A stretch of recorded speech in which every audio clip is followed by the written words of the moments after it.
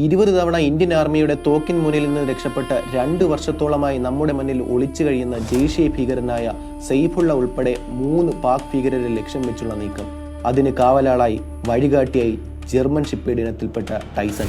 കിഷ്ത്വാറിലെ ദുർഘടം പിടിച്ച ചാത്രൂ മേഖലയിലെ മലഞ്ചെരുവിൽ പ്രത്യേക ഗർത്തമുണ്ടാക്കി ഒളിച്ചിരിക്കുന്ന ജെയ്ഷെ ഭീകരരെ ലക്ഷ്യം വെച്ചുള്ള സേനയുടെ നീക്കം. ഇന്റലിജൻസ് വിവരത്തിന്റെ അടിസ്ഥാനത്തിൽ ടൈസണോടൊപ്പം സൈന്യവും CRPF-ഉം ജമ്മു കാശ്മീർ പോലീസും സംയുക്തമായിട്ടുള്ള ഓപ്പറേഷൻ ട്രാഷ് ഓണിന് ചുക്കാൻ പിടിച്ച വഴികാട്ടിയായി ടൈസൺ മുന്നേ പാഞ്ഞു.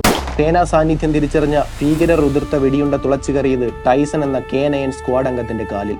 എന്നാൽ അവൻ തളർന്നില്ല. ടൈസന്റെ വേഗത ഒട്ടും കുറഞ്ഞതുമില്ല. വീണ്ടും മുന്നോട്ട്.